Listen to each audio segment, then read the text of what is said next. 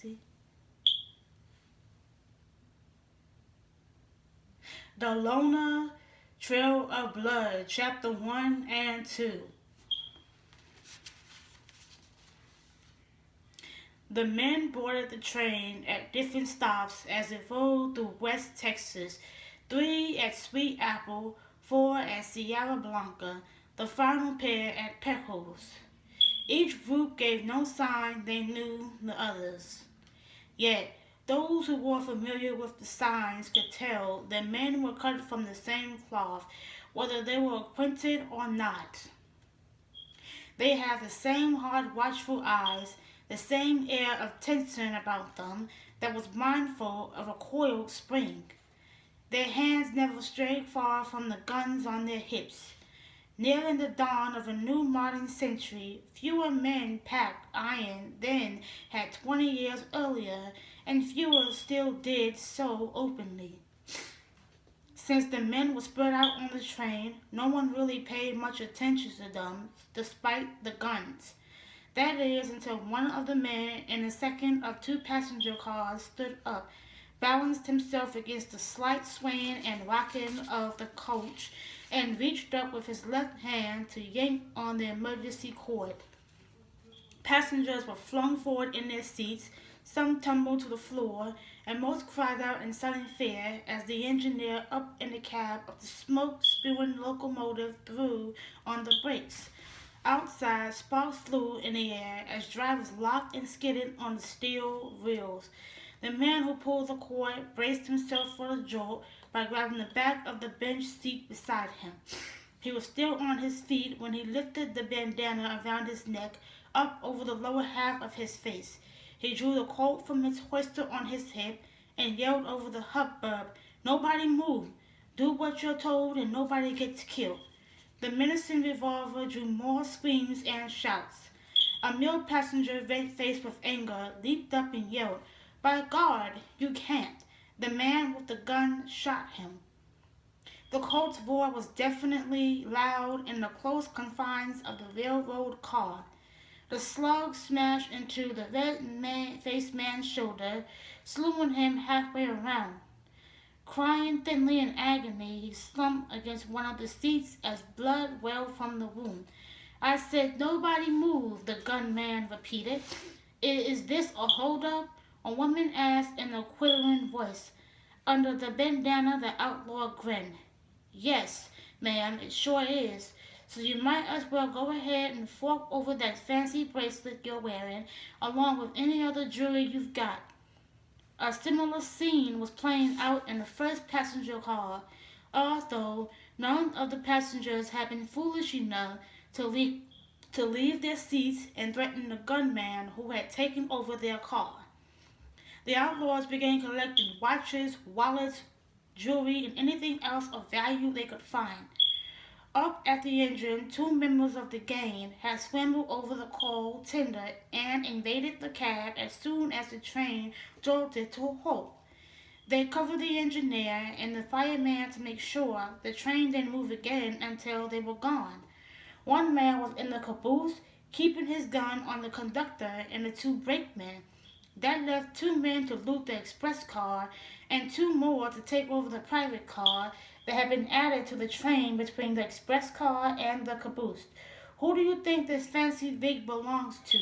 one of the outlaws asked the other as they paused in a private car's vestibule with their guns drawn. "The president of the line, maybe?" "Who else would be rich enough to have his own railroad car?" the second man asked. "This is a real stroke of luck. I knew there was money in the express car, but I didn't figure on being able to grab somebody we can hold for ransom." They made sure the bandana mask was secured over their faces. It wasn't their first train robbery, but so few, the law didn't have good descriptions of any of them. They boarded the trains at different places. They didn't bunch up so as to create suspension, and when the time came to strike, they moved with practiced ease and efficiency. As they liked to congratulate themselves when they were holed up in their hideout, celebrating their most recent holdup, old Jesse James didn't have anything on them.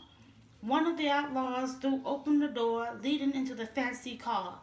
Holding their guns tightly thrust out in front of them, they charged into the car and found themselves in a sitting room with a thick rug on the floor, an overstuffed divan, several armchairs, a writing desk, and a hardwood bar. Everything was richly appointed, and the car itself was trimmed with gleaming brass. The door A door on the other end of the sitting room led into a short corridor with a sleeping compartment on either side. The man standing at the bar smiled and said calmly, when the train made an unscheduled stop, I thought someone might be coming to call. Would you gentlemen care for a drink before we get on with the business at hand? The outlaw stared at him. His reaction wasn't at all what they had been expecting. Unusually, folks either screamed or begged for mercy. Often they did both. They didn't stand around offering drinks. The man was tall and broad-shouldered. He wore an expensive but not ostentatious black suit with a dark gray vest and white shirt. Black boots and a string tie gave him a Western look, although his voice wasn't a Western drawl. His sandy hair was longish, his tan features rugged to enough to be handsome, but not pretty. He had to be rich sure enough. He held a wide barrel glass in one hand, a bottle of cognac in the other. He cocked an eyebrow quizzically as he lifted both items and held them out toward the robbers as if offering them. Damn it, we don't want a drink, one of the gunmen burst out. You're coming with us. I bet your family will pay plenty to get you back in one piece. The man's easy smile went away as his face hardened. You're going to kidnap me and hold me for ransom? That's right, you fancy pants son of a bitch, the second gunman said. I don't like that. I've been kidnapped by outlaws before and it wasn't a pleasant experience at all. Stop flapping your jaw, the first outlaw said. Put that booze down and give us anything you got on you right now. If you insist, the man dropped the glass in the bottle. The eyes of the two outlaws instinctively followed them as they fell. Before the delicate crystal shattered as it struck the floor, the man crossed his arms, sweeping aside the tails of his coat to grip the butts of the two short-barreled revolvers the garment had concealed. Faster than the eye could follow, he drew both weapons and fired. Flames spat from the muzzles, the shots shockingly loud. Despite the relatively small size of the guns, each packed a .38 caliber punch. The two outlaws were taken completely by surprise. The first pair of slugs drove into their chests and knocked them back a step. Their guns sagged as pain coursed through them. As they tried to lift the weapons again, the man fired a second time. One of the outlaws dropped with a bullet in his brain. The other reeled to the side as he clenched at his blood-spouting throat. He collapsed after a couple steps, pitching forward onto his face. Blood began to pool around his head, soaking into the thick rug. That rug's going to have to be replaced. On the other hand, this new cross-draw rig worked very well. The man hoisted his left-hand gun, sliding it butt forward into the leather on his right hip, but kept the other gun in his right hand as he checked on the two outlaws, making sure they were dead. Then he turned and called through the open door, You can come out now, Arturo, it's safe. A slender, pale man in his 30s emerged from one of the sleeping compartments and stepped into the sitting room. He wore an expression of disapproval as he looked at the two corpses sprawled on the floor. Really, sir? Was that completely necessary? Yes, said Conrad Browning. I think it was. He took a couple of cartridges from the loops on his gun belt and replaced the rounds he had fired from the Colt Lightning still in his hand. As he reloaded the other gun, he went on. I'm certain these two didn't stop the train all by themselves. I think I'll go have a look for their friends. Sir, are you sure you should? Conrad snapped, the gun's cylinder closed. Yes, I am. Chapter 2. The game would have taken over the caboose too. Conrad figured, so he might as well start there. He stepped around Arturo, leaving the nervous-looking valet in the car with the two dead outlaws. Knowing the man or men in the caboose probably heard the shots from the private car and would be alert for trouble. Conrad swung down from the private car's rear platform instead of stepping across to the caboose. He dropped Lefty to the ground with one of the .38 Lightning double-action revolvers in his right hand. Crouching low, well below the level of the windows, he ran to the rear of the train. Silently, he climbed into the caboose's rear platform and put an ear against the closed door. What he heard reminded him of why he hated outlaws so much. Years earlier, as a young man, he had been kidnapped by lawless men with a grudge against his father to go along with their greed, leaving him with a mutilated ear, a permanent reminder of the pain and terror he had endured. He wore his hair long enough to cover it, and most of the time it didn't hurt anymore, but he had never forgotten what had happened. Of course, he had suffered much greater pain since then, and that tended to dull the old aches. As Conrad listened, he heard a man's loud, angry voice inside the caboose, one of the outlaws yelling at the conductor and the brakeman. He waited until he had a pretty good idea of where the man was standing, then wrapped his left hand around the doorknob and threw the door open. Instantly, his keen eyes took in the scene. The conductor was sitting at his desk off to the left, and the two brakemen stood near him, their hands lifted in the air as a single outlaw menaced them with a drawn six-gun. The train robber wore a bandana over the lower half of his face like the two men Conrad had killed in his private car. The men's head draped toward the door, where Conrad had made his unexpected entrance. The eyes above the bandana bulged in surprise. He tried to shift his aim and bring his gun to bear on the newcomer. Conrad's gun blasted twice. The first slug punched into the outlaw's gut and doubling him over. The second bullet caught him in the center of the forehead and lit behind a neat black hole as it bored into his brain. The train robber crumpled into a lifeless heap. "Mr. Browning," the conductor exclaimed as he recognized the unlikely behavior. "How? Was there just one of them?" Conrad asked sharply, interrupting the conductor's question. "Yeah, just one man came in here right after somebody pulled the emergency cord. I tried to get my gun out, but the bastard winged me." Conrad noticed for the first time the conductor's left hand clench a blood-stained right arm. "He won't hurt anybody else. Do you know any more of them there are?" The conductor shook his head. "No idea." "All right, stay here." The conductor started to stand up as he protested. "This is my train, damn it. And I own a considerable amount of stock in this railroad," Conrad pointed out. "Which means you work for me. You're wounded. Stay here." He added to the brakeman, "See if you can patch up that arm for him."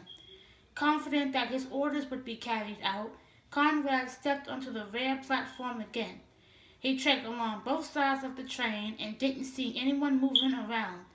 Filling his left hand with the other, .38, he dropped to the ground and ran forward toward the engine. Two masked men carrying canvas bags leaped from the open door of the express car, obviously not expecting any trouble, though their guns were still drawn. Spotting Conrad right away, they swiveled toward him, but both his guns roared as he instinctively veered to the side to avoid any possible lead flying at him. One of his shots ripped a bloody furrow along an outlaw's forearm, making the man cry out in pain and drop his gun. The other bullet shattered the right elbow of the second train robber. He dropped to his knees, whimpering in agony. The bags of loot lay on the ground where they'd been dropped when bullets started to fly. The first outlaw was still on his feet. Using his left arm, he jerked the knife from his belt and lunged at Conrad, raising the knife and driving it down in a killing stroke. Too late, too close to the man to avoid his charge, Conrad squeezed off another shot that missed as he ducked and twisted. The deadly blade whipped over his back, slicing a gash in his coat and shirt, leaving a burning trail along his skin. The two men collided and went down in a tangle of arms and legs. In close quarters, the outlaw's knife was more dangerous than Conrad's guns. He threw himself aside as a cold steel swiped within a couple inches of his face. He rolled, trying to put some distance between himself and the outlaw, but the man threw himself after him, slashing back and forth with the knife. Conrad thrust his right hand gun up to block the blade. Steel rang against steel. At the same time, he saw an opening, and his left hand gun flashed up. Jamming the muzzle under the outlaw's chin, he pulled the trigger. The bullet smashed upward through the man's brain and exploded at the top of his head in a grisly pink spray of blood, gray matter, and shattered skull. The man's eyes nearly popped from their sockets. Grimacing, Conrad shoved the corpse aside and rolled away. A bullet kicked up dust in front of his face, spraying grit into his eyes and blinded him. "You son of a bitch!" a man yelled. Unable to see much of anything, Conrad blinked furiously and scrambled toward the roadbed beneath the express car, figuring the voice belonged to one of the outlaws who'd been robbing the passengers. Another slug sprang off the steel rail on the side of the train. Rocks chewed into Conrad's hands and shredded the knees of his trousers as he dived forward into the shade underneath the car. He blinked rapidly, suppressing the urge to paw at his eyes. Grinding the dirt into his eyeballs will do more damage. Better to let his eyes wash water and wash the grit out. He's under the train. The bastard's under the train. The harsh shout was followed by the rapid thud of footsteps. Conrad shook his head from side to side, his vision starting to clear. Spotting a pair of boots running alongside the train, he aimed at them and squeezed off a couple shots. The man hauled in pain and fell hard in an out-of-control spar as one of the bullets busted an ankle. He came to a stop, staring at the space underneath the express car. Conrad shot him between the eyes, turning the outlaw's face into a crimson smear. "Move the train," a man yelled. "Move the train." Conrad bit back a curse as he rolled onto his back and jammed both guns into their hoisters. He could hear the train engine rumble and feel the vibration in the roadbed beneath him. It still had steam up. With a clash and clatter, the drivers engaged. Conrad reached up, grabbed one of the iron rods that ran underneath the car, and wrapped his legs around it. He lifted himself from the roadbed a scant second before the train lurched into motion. It didn't go very far, just far enough he would have been revealed had he stayed where he was. When the train jolted to a halt again, he dropped to the ground and rolled out the far side, hoping the remaining outlaws wouldn't expect him to be there. Surging to his feet, he drew his guns again. He had lost track of how many men he had killed and had no idea how many more outlaws there were. Obviously, some of them were up in the cab, or they wouldn't have been able to force the engineer to move the train. Conrad sprinted for the locomotive. "Over there!" a man shouted from the other side of the train. "He's headed for the engine."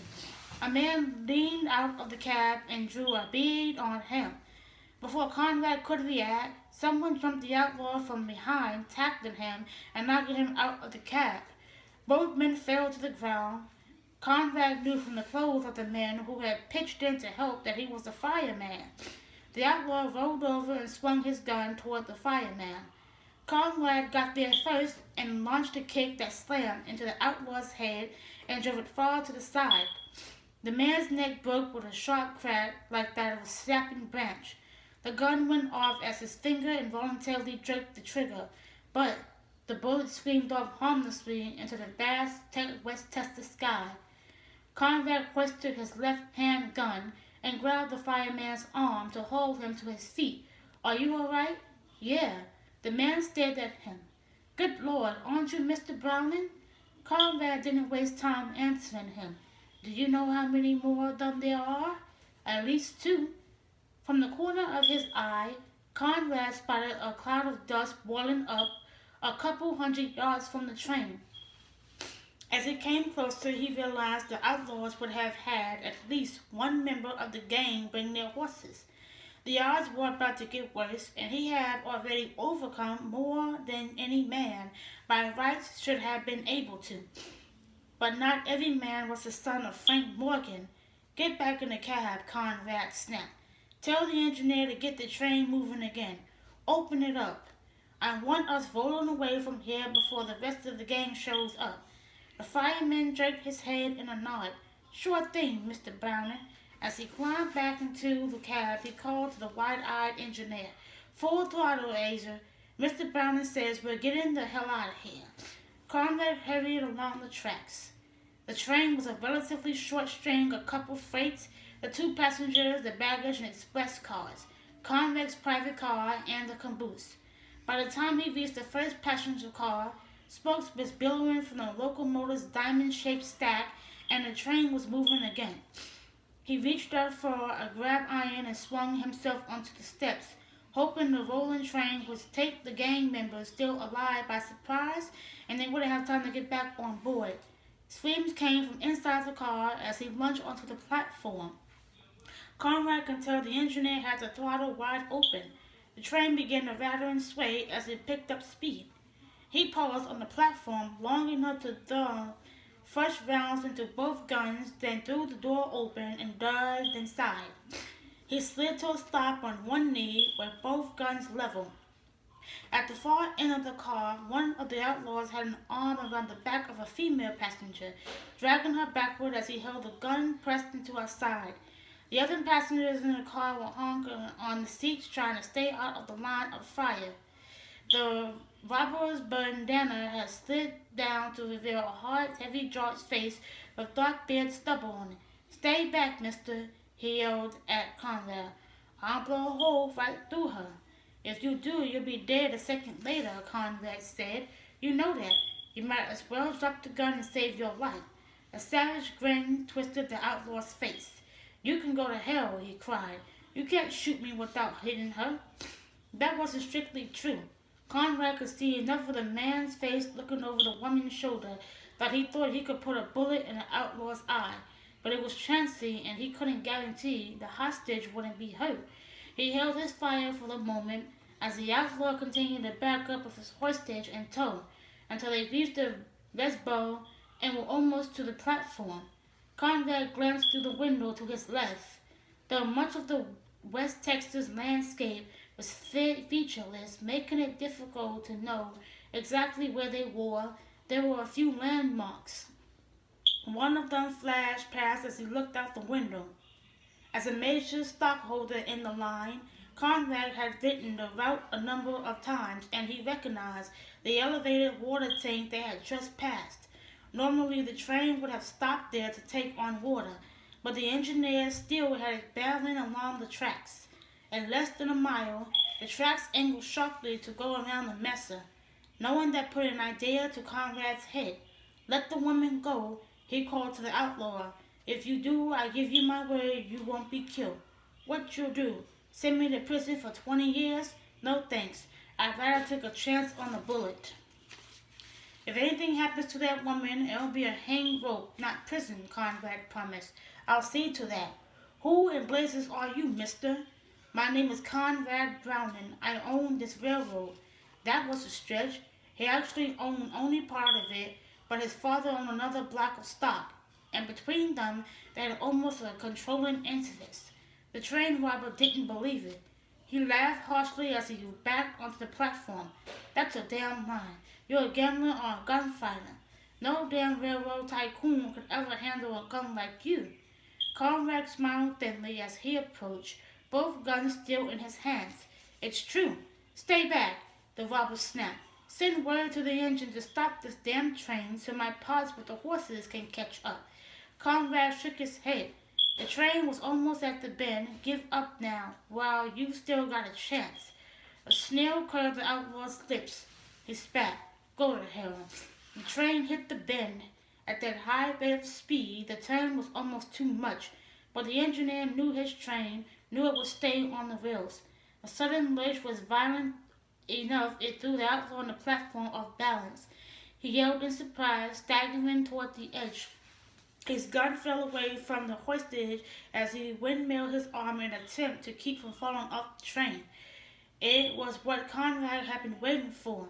His right handgun snapped up and blasted.